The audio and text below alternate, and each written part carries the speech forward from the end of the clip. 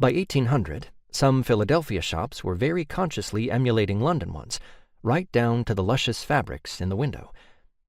What is more, for those who could not witness it all up close, the shop and its ethos of plenty could, in a sense, now come to them. Sample books and cards displaying minute examples of the available options in fabric and other commodities were sent by post to smaller retailers and shoppers alike, though such books were banned in the mid-1760s in France, where they had led, it was thought, to the plagiarizing of patterns, and by ship as far as Japan and South America. So too regional newspapers, especially in France and North America, regularly ran paid announcements with long lists of exotic-sounding goods for sale, rife for imagining in all their bounty.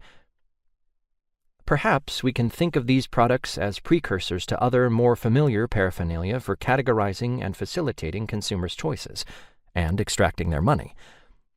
This was also the moment when enormous single-page printed menus, then called bills of fare, or cartes, started to appear in those new Parisian dining establishments known as restaurants. With their extensive inventories of invisible but mouth-watering sounding dishes and drinks, all available in individual portions, these novel choosing aids encouraged the restaurant customer, unlike the patron of a traditional inn or communal table d'hôte, to pick whatever fit his or her tastes and pocketbook, as English guidebooks marveled. And that was regardless of what others were consuming, or at what moment. The food selected, which sometimes came with the recommendation of an equally invisible chef, could even be delivered to one's home, or served in a private room. Or jump a century to American mail-order catalogs like those of Sears, Roebuck, or Montgomery Ward, thick tomes that arrived in mailboxes via the postal service, and that promised, upon completion of a paper form, to transform home and body and mind wherever one lived. Options ranged from pianos to parasols, even for those unwilling, unwelcome, or unable to set foot in a brick-and-mortar department store.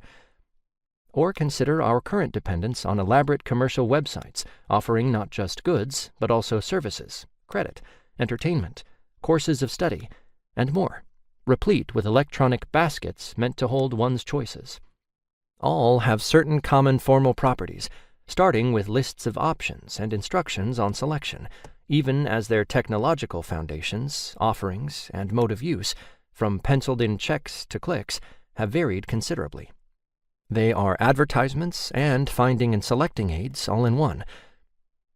But in the early years, most of all, there were trade cards, collectible then as now, as Samuel Pepys already made clear in his diaries of the 1660s and 1670s, like most other forms of visual ephemera associated with choice.